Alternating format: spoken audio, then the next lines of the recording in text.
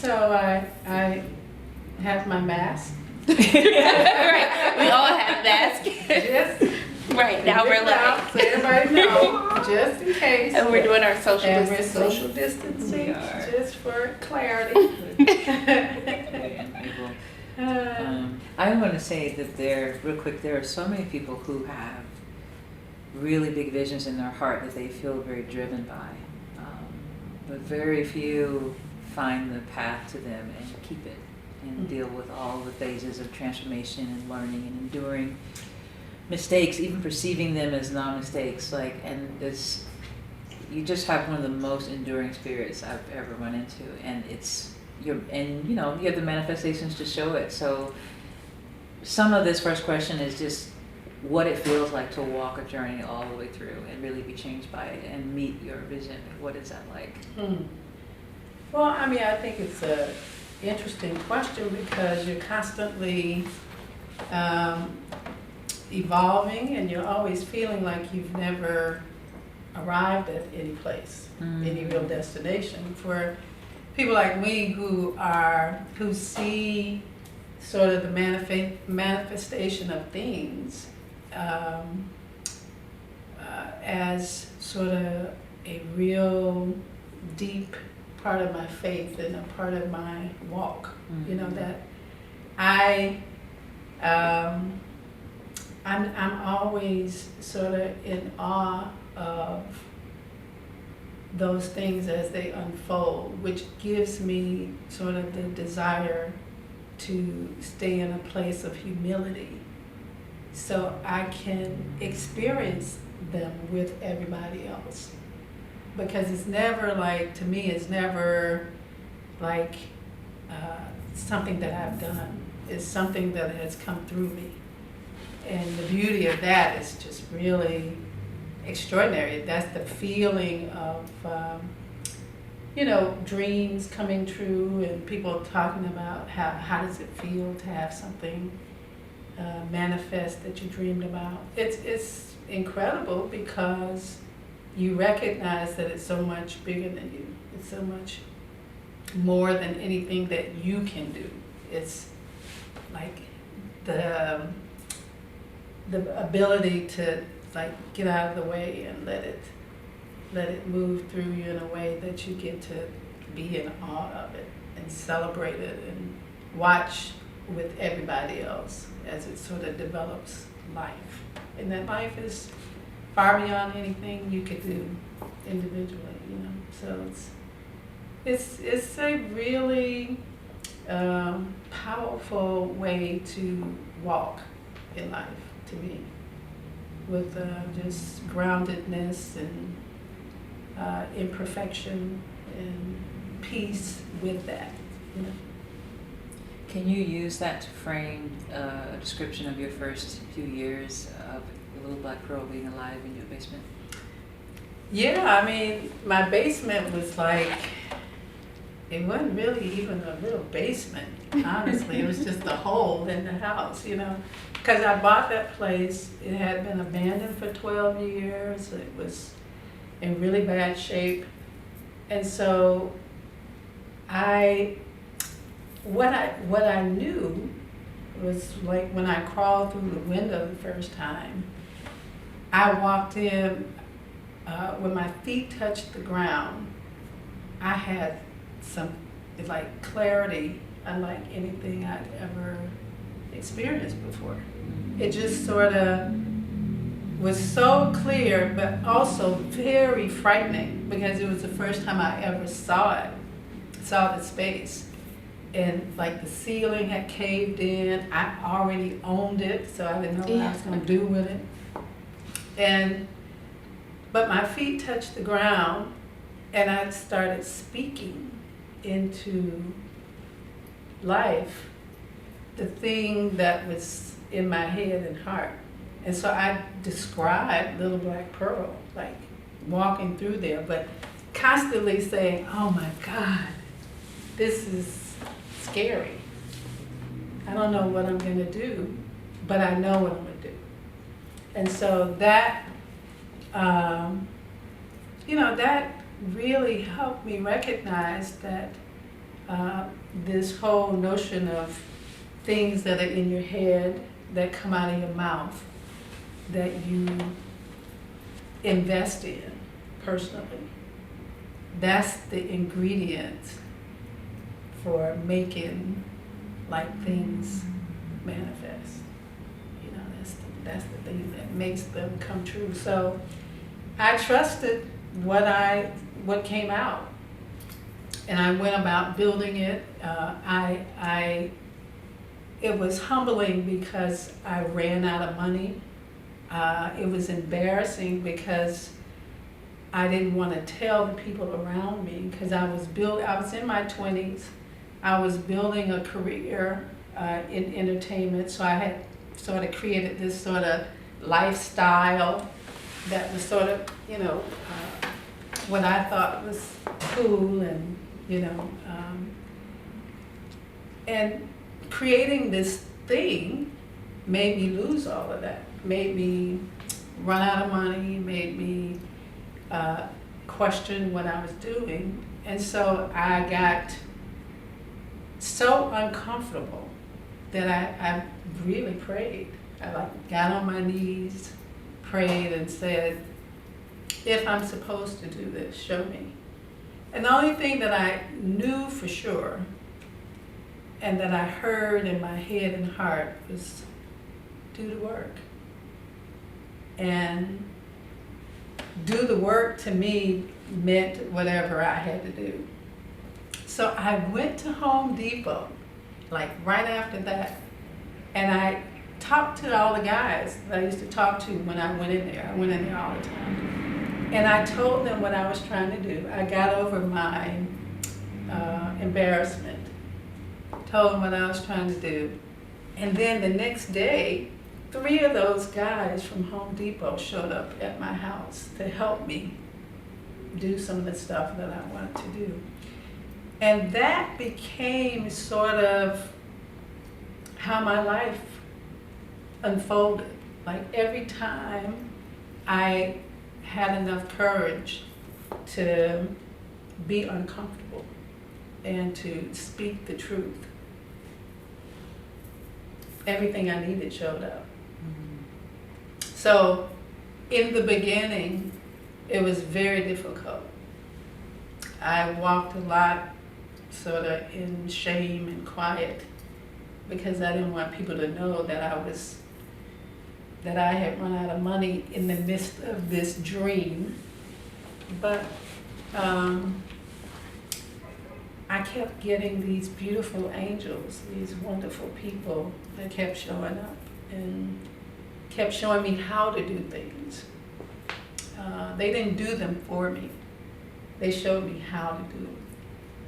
And I was open to, learning how to hang drywall and learning how to, put down floors and all the things that were necessary for me to get through a period of sort of difficulty without stopping, without giving up on what I was dreaming about. And then I realized that I was doing the work.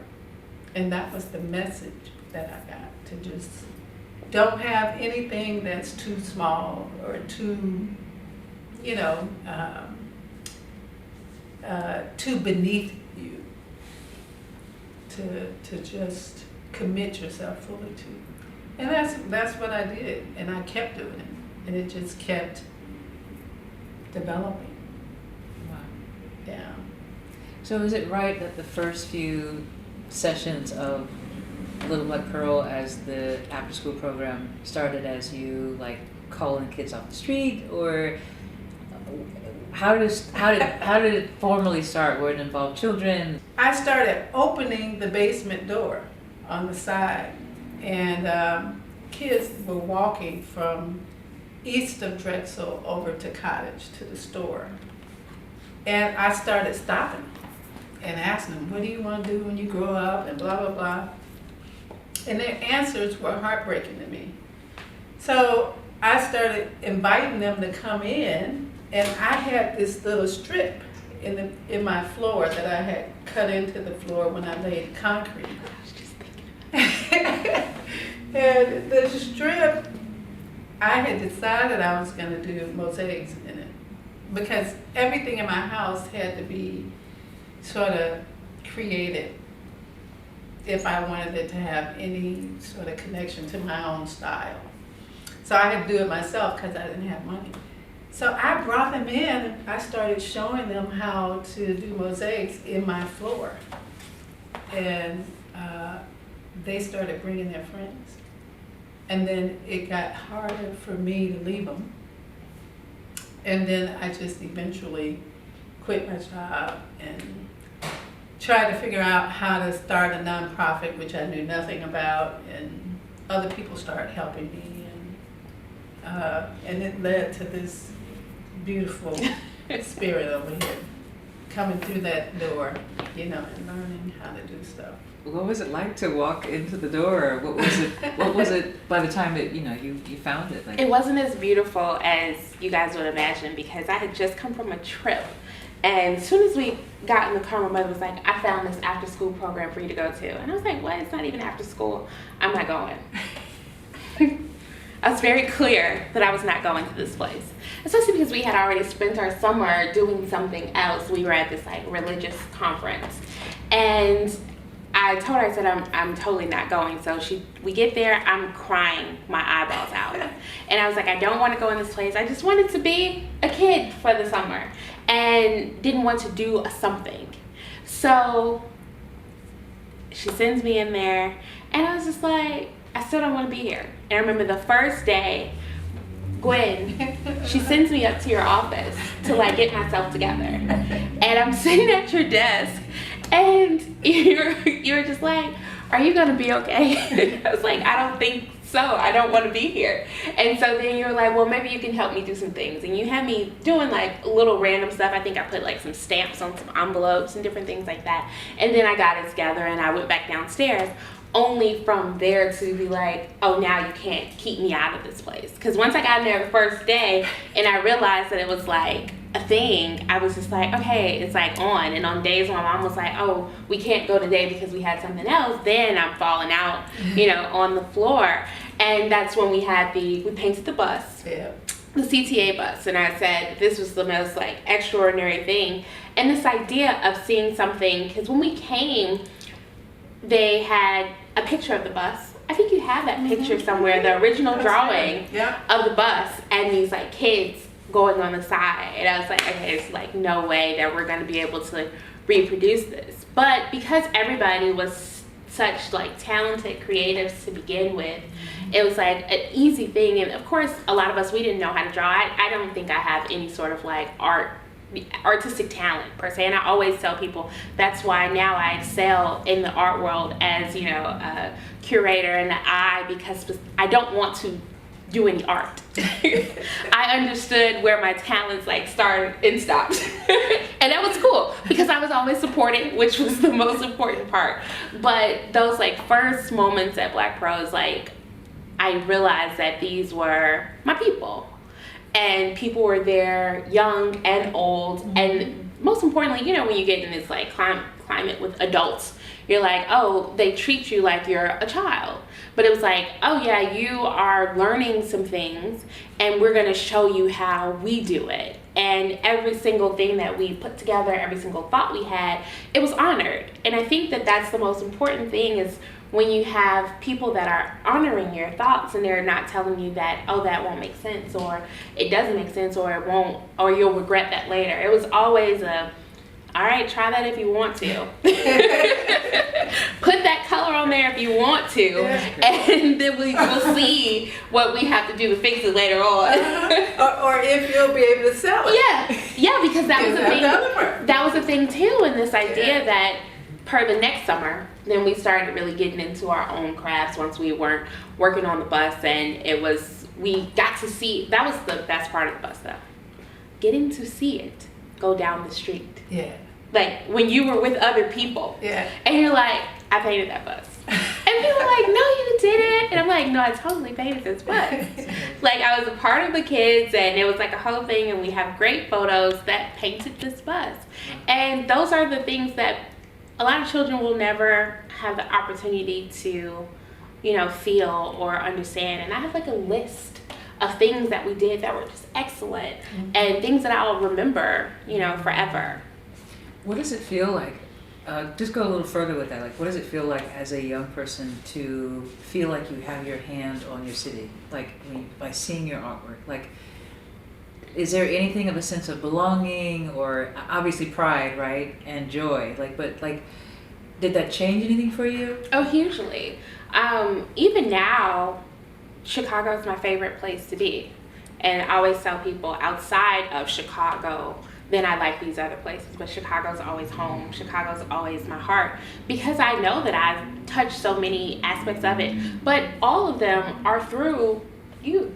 Always through Little Black Pearl. It's always a thing, from when we did the seals on the side of the expressway. Yeah. You remember when we had the competition for that? And we did art projects at both airports at some point. Midway and exactly. Operation Push, and all these different things that I clearly remember all the time. And it really does matter, because it makes you feel like you are involved in some way. It's like beautification of our city, which I say now with them, redoing these, areas of the Dan Ryan. They definitely need to bring this art portion back and make it a thing, because we do have other cities that have definitely decided to figure out ways where they invest in their art community to, curate the city and make it have a huge impact on what it looks like to not just have like brown bricks around you all the time, and you're having this color. And that's a huge thing that I learned, was color. And seeing things and appreciating just the beauty and even the smallest of things. So wonderful. Wow. Y'all need very little prompting. If I asked you to name a pivotal experience in connection with Little Black Pearl that showed you a glimpse into like who and how you move through the world now, what might come to mind? So, right off the top of my head, I know it. When you were originally getting the permits for this building, they would have the neighborhood meetings. Yes. And then you had 2 big meetings at City Hall. 2 of them you asked me to speak at. Absolutely. And I remember that. From right there, I realized that I was like trusted. Somebody trusts you to get up and speak and have the organization's back that has like supported you. Like, I made money. I was always rich. And the standards of what rich were for a kid, because I was like, no, I'm getting my LVP checks. Like, it's a whole thing, and no matter how much these checks were, it was still a thing. And you got a check with your name on it. Yes. Which is a whole nother thing to me than, giving a child money. Yeah. But to have a check with your name on it, to me, is a whole sort of opportunity for them to see themselves. Absolutely. In a whole nother way. Because now I have a check like an adult. I earned this, and it's got my name on it. And that, to me, is a powerful thing for a young person to experience. And after that, we have to figure out how to cash this check. That's right. That's right. So those are the conversations that we would have too. Down in the basement. Yeah, because we had days where it was more so like this theory of entrepreneurship is what I always call it. Like, it's, as a musician, we have, theory. And so we would figure out how to spell entrepreneur, how to spell that, how to talk about, I learned how to write my first check at Black Pearl, because we actually had templates. Yeah. And we would, sign it, and then we also had to figure out, and they're telling us like, oh, you need to make sure you spread it out in the space. And I still write the same. I can hear it in my brain of how to write a check every time I write a check. Wow. And you all have the opportunity to hire each other for different things that you were not great at. So if one student wasn't good as a drawer, a person who can draw, then you could hire your peer. Yeah. And to do that part. It was a huge tally system, but my expertise was always in the talking. And so when we got to Pearl Fest, where we would sell all these wares, I was the seller, which is my life story at this point, because, you know, selling art, it's been the same now since I was like, what, 13, 14, I'm selling art. She's really Yeah, just some real art at this point. But it's the same thing. But so going back to your question, I really felt like you all trusted me, because this was such a huge endeavor, right? To begin to have this space and, you know, making sure the community knew that it was going to be a community space. And it wasn't just something you wanted to have just for you, or, you know, for us to hide away. You know what I mean? Mm-hmm. And so I remember I was at school writing these things, and people always say, "What are you doing?" I'm like, "Oh, I have to give a talk later." Like, you know, I'm like, at City Hall. Yeah, I'm like, really important. And I remember my dad, he like brought me down there. My dad always sat in the car. So he sat in the car while I was giving this like talk. And it was so important, because I was like, oh, when I got there, the conversations were really serious. Mm-hmm. Yes, it absolutely was. Yeah. It's about building 40,000 square foot space. I mean, it was in the community, and it was real. It was real. Yeah, because I was like, oh, this could like make or break every single thing, and realizing that it was going to be like these like stepping stones to it. So I gave my speech, and the you know, people there, they would clap, and I was just like, oh, this is it. But it was easy to write these speeches, because it wasn't like anybody was like coaxing me to like say these things or figure it out for me or give me prompts on what to write, because they were just like, oh, just tell us why we need this bigger space. Oh, because we're in this basement and we're falling on top of each other.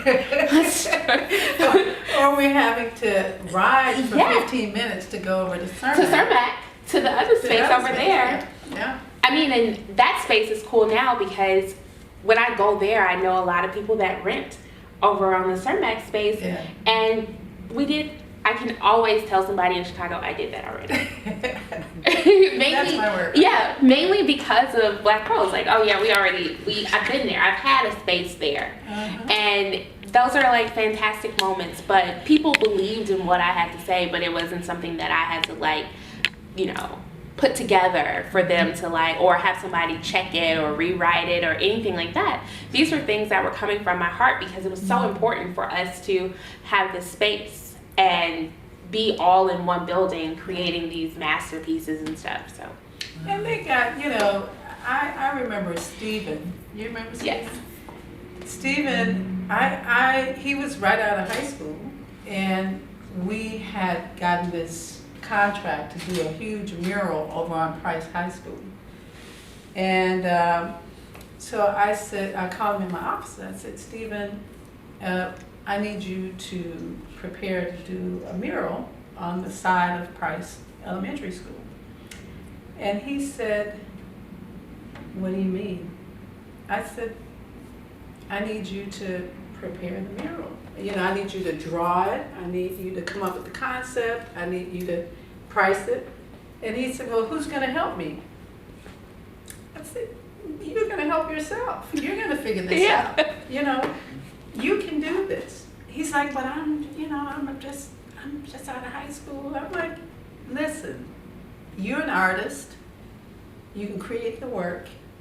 You know how to, you know what it's going to take to do it. So you can price, you know, look up the prices for the paint and all the things that you need, and then figure out who in here is going to help you, and go do it. And so he told me years later, I ran into him at a gallery. He said, Monica, I will never forget it. The very first mural I ever did in my life was when you had me do the mural at Price. He said, and you just trusted me to do it. You just said, go do it. He said, and that changed my life. He said, because I was able to stand in front of it when it was done. And I did all of that myself. And I said, and that's the feeling I wanted you to have. Because that is really where you realize that there's really nothing you can't do. You know, And the most important thing of somebody giving you this opportunity, but like I said, it's just like trusting us with this like thing, because this is at the end of the day, this is your business. You know what I mean? And so these people are expecting something, and you're just like, oh, give it to this guy because they know how to do it. We know how to take care of things, and that's how it always felt. Even like from when I was president, right? And we had all these different. She's president of the Black Pearl Club. Yes, Right. and it was a huge thing. Yeah. And they kept electing me as president. I said, I know you guys don't keep wanting me to do this, because we would actually have jobs that needed completing, and I was running it like, this is a business. You're not going to get paid if you're not showing up. And this is my life now, still. And she's like, what, 14? Yeah, 14, 15. Amazing. And this is a business, and we had to show up, and we had to be on time and make sure we had the best equipment, and most importantly, take care of the equipment that we had. Yeah. And that was huge. And like, you know, I had my nippers. Don't touch my nippers. Don't, you know, these are very like specific, you know, to getting the job done and understanding. Like, I never say that I'm like an artist, because that's never been my realm specifically, but art is inside of me, because I get it, I understand it. So in my, you know, these other journeys in my life, I have had the opportunity to appreciate the artist, to understand, oh, why did I go to school for this? Oh, I know why I went to school for that. Because it all matters, you know, at the end of the day. So. And I knew when Pia was at Little Black Pearl at 12, 13, I'm like, this is who will take my job.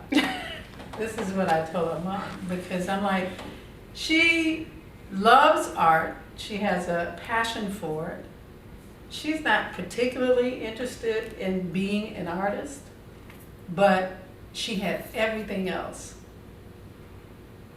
to do what, you know, I was doing. And she's done what I was doing and more now.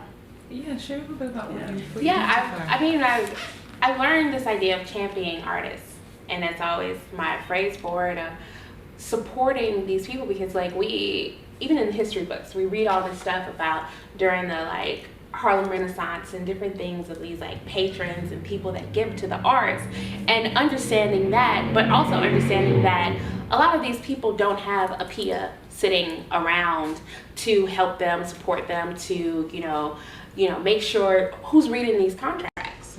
And a lot of people get into these like issues, and that was one of the things that I was just like, oh, there is a space for me in the art world that doesn't, you know, have to be me painting or me drawing or something like that. And that was something that I identified with. So after I left Little Black Pearl and I graduated from high school, I went to Parsons School of Design, where I studied design management. So design management is exactly what we did at Little Black Pearl. It's gone, it's this like thing that has like traveled onward forever. And so as a design manager, I work with artists, I work with designers, I work with strategists to put things together. And we just kind of, you know, go from there. After Parsons, I came back home because that was always a plan. It's like, you know, Chicago is my landing pad at all times. And I never let people forget, no, I'm from Chicago, and it's like very clear, you know. And I came back to the Art Institute and I got my master's in arts administration, art history. And so it's still the same exact thing. And it was definitely a more curated, you know, degree program, but I knew that there was an end goal to that as well. So everything that I have done basically has stemmed from my earlier, you know, learning at Black Pearl, that I could be pretty much anything as long as I was like, just do it and make sure you're doing it to the best of your ability. And that was what was like so important. I think like in your messaging to us, it was always like, okay, if you're gonna be like this person, be the best of whatever that could be. And it was just like that is what I understood. So all the days that I was in New York crying, because New York is a hard place.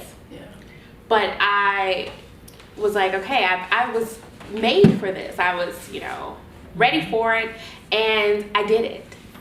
And that was all because of the things that I had learned here at Black Pearl. And it's, you know, huge. And now my life is completely different, but it's still the same, still being the best at what it is that I, you know, do, and all these challenges that come my way. Yeah. Beautiful. Wow, y'all are rich. This is beautiful. This is amazing. I would just say, even with PIA in the last 26 years, what I know is that there are not enough places around the country where young people are honored for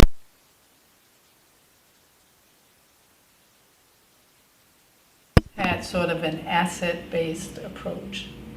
Because I believe that I could go out and I could get business, and I could bring that business back to this place. And I saw them as an extension of the staff, of the team. It was not about us just teaching them, it was about them teaching us. And there was this contribution that was going back and forth that really helped to help other people, external people, see the value in the voice and the contribution of young people. It's not about them doing what we tell them to do. Mm-hmm. It's about them identifying for themselves what they believe that they're good at and what they're interested in, and then us aligning them with those things and giving them the opportunity to express them. Wow. And make mistakes while doing that, because the mistakes shouldn't be punitive. The mistakes should be a part of their understanding of how to grow things and how to develop them. I think about that all the time, and the different types of kids that came through here. Mm-hmm. Recently, when that young man, Elijah McClain, his story came out, watching him and the videos of him, I thought about all of the kids that would come through Little Black Pearl that were like, you know, different. Yeah. I thought about Cordero. I don't know if you remember Cordero. Yeah, absolutely. Yeah, how could I not? And all of those children that, you know, it's our responsibility to, in a way, like, protect them. Yeah. And even, like, for people like me that are, like, always the outspoken one, always the one that's, like, figuring it out for the squad, you know, it's, like, important for us to protect these kids. And I felt like that was what Black Pearl used to do, too. Because some of these kids would definitely have been on the street. I definitely had a different upbringing where my parents were educators and stuff like that, and but I had family that were doing, you know, certain things, and I understood this idea of this extra privilege that I had of going to Little Black Pearl and these things that some of these kids, this was their end all be all. When we got dinner in the after school program, that was going to be dinner for the evening. When we got snacks during, you know, the summer program, that was it. Yeah. And we realized that there was someone supporting us, and then we had stuff left over. And, you know, after a while, you know, the food depository is helping and so on and so forth. But these kids, this is what they're going to have. Right. And we just have to, we're making sense of these relationships and supporting these families and these children that would not actually get this support otherwise. And there are not enough initiatives, even now. I always think about, too, like, what if you started this business and, like, social media existed back then? How, you know, far it would have gone. But it's like, you know, it's amazing to have had the support, because a lot of kids don't have it. And even in a city like Chicago, sometimes you do have support and things still happen. But knowing that you were, you know, supported along the way as much as possible is, like, really important. Wow. And it's important to bring young people together from different walks of life. I mean, the other part that I thought was special about this is that they became, they influenced one another. Yeah. And sometimes when a young person is in a situation where they are dealing with a lot of barriers and a lot of challenges, for them to sit right next to a PIA who has two parents who are educators who really invest in her life. And then they are right next to one another, having the same experience in spite of what they were going through. They can then begin to see that their circumstance didn't define them, that their circumstance was just a part of what they were dealing with at the moment. But they're sitting next to Pia, and they were in a position to move forward on equal footing. And that's where I think this place, gets really special. Because I've had to fight over the years because people always felt like I should have chosen a market or a population of young people to serve. And when I built this place, they thought that it should have been built for young people who could afford to pay for it and all of that. And some could. But it also was important to me that they had an experience that reflected the world. The world is made up of people who have all types of opportunities and challenges. And so if you get put into a group where everybody is supposed to be the same, you eliminate the value of learning about grace, for example. Just having the grace to be able to appreciate, the distinctions and the differences and the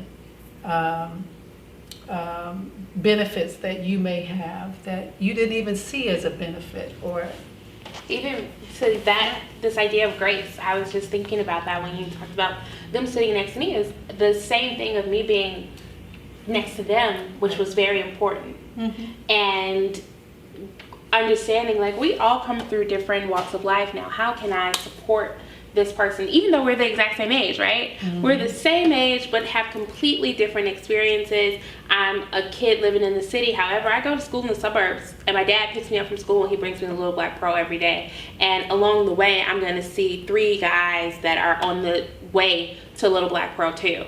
Mm-hmm. And they can ride with me, and we can all just be, in this mm-hmm. thing together, because we realized that we were a club. We were people mm-hmm. that worked together in a different way. But then that is something that I've carried with me forever. I've always been the person that has reached out to the person that you would consider in many environments the other, right?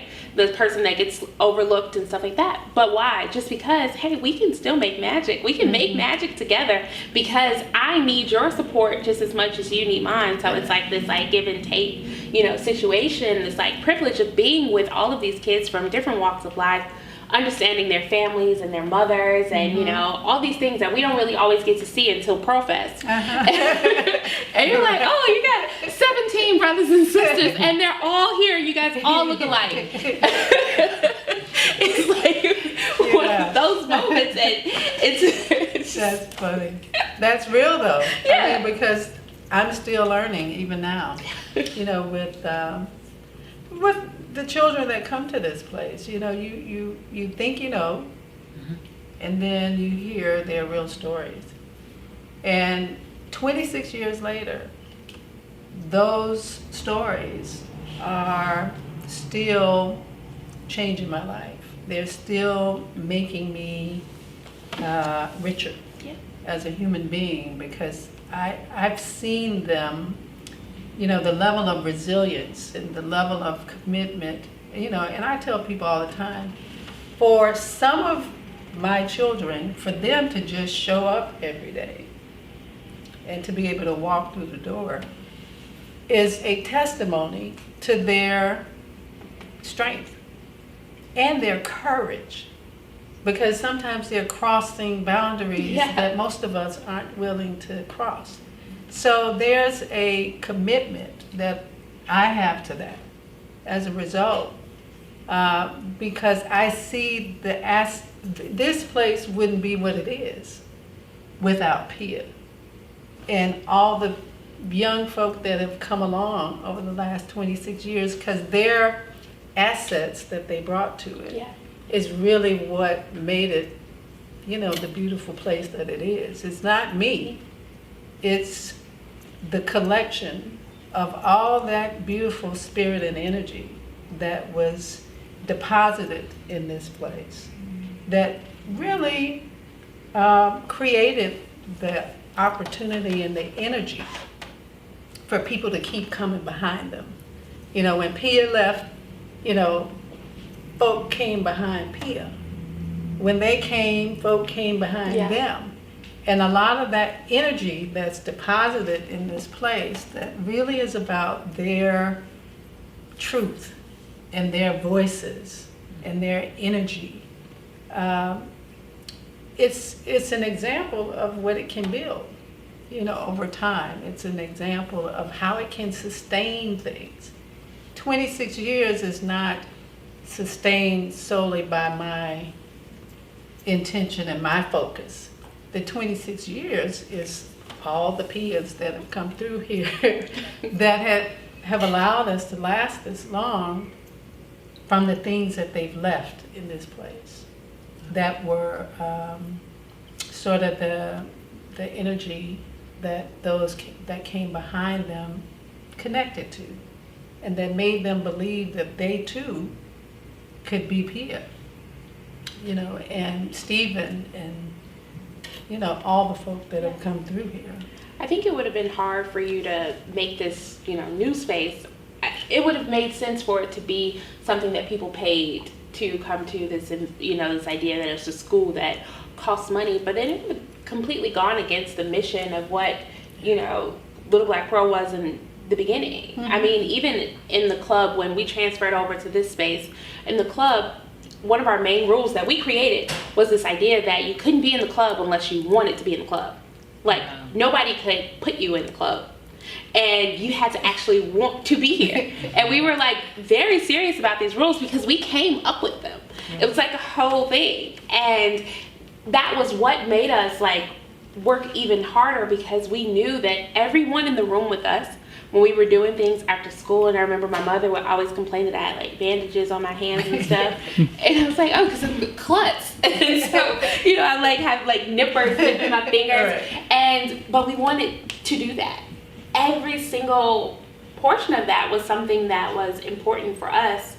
Every person in the room with us is, who we knew. Those were, these were our brethren. Like, this is so important. Yeah. So I couldn't even imagine a space where, people were, it would be great because for some people, if you put a dollar amount to something, it makes it all all better. Oh, yeah. Oh, it costs, this amount for you guys to go and get an education at Little Black Pearl, but it was like, you can't put a dollar amount on something that's invaluable in a sense. Yeah. And not just because we're just saying that it is, because you've seen it. You can look at the evidence of something that really matters to so many people. And I know that all of the people that I was in, Black Pearl with, from at the old space to the new space to the club to CERMAC, To volunteer. Oh, yeah. You've been like the Uber volunteer for I don't know how many years now. I just show up. If it's an event, then I'll just be there and I'll just show up. But from there, you understand that that's a community too, because like Zakia, she can count on me to be the volunteer. That's because she knows that I know the people that should be somewhere when you don't put them on the list, or you forget something, then I already know, because it is a thing, it's just like, we figure it out, and it makes us this like, unit that no matter what, it always makes sense. And I mean, I've been at every Pearl Fest. I don't think I've really missed, and I've lived everywhere. No. From New York, California, I've lived everywhere, and I always come back. Even when you opened this space, this was my freshman year of college now, and I came home for the opening. Mm-hmm. And it was like major for me to come home. And my parents was like, you're getting this like expensive education and you want to come home for what? And I was like, because it's the opening, blah, blah, blah. And my dad was like, okay, fine. So I came home, and it was the best. I got to speak that then as well. You did. So, yeah. She's been speaking since she was 12. That's incredible. And it's a thing, and I still get nervous, but it's like you understand when people trust you with, you know, their vision. And that was always my thing. And even now, with being an entrepreneur and, you know, having my own visions that I want to see come to fruition, like you understand certain people that you have to have on your team. Yeah. In order, because I cannot do any of this stuff like by myself. It's like completely improbable, and you understand the people that you have to have on your team are the ones that support you and add to your vision. It's not even enough for them to see your vision, but add to it and That's bring right. this like light to it that makes sense. Mhm. And you're like, oh, you know, we can, when I'm down, because I can only imagine No, the yeah. moments that you had, Yeah. you know, growing this space. Yeah. Now that you are growing your own business, you know, yeah, you can imagine. Only imagine still, because it's not to this like capacity and these understandings of like all these people you have to like pay, and the staff and the support that you need and the students and all of these people that depend on you. Mm-hmm. Yeah. Especially now through these like weird times that we're in, Yeah. and what that actually means and what the future looks like. And you basically have to like have like this vision even for that, you know, what does this look like? Whether you got it or not. Yeah, and you're gonna figure it out. you got to come up with Yeah. one. You Yeah. don't have a choice. And Yeah. that's this, you know, the beauty of, for me, being a entrepreneur that has a creative spirit and understanding that we just gonna go and get it. Yeah. And we're gonna figure it out as we go, Mhm. and it's gonna be crazy, Mhm. but it'll be great.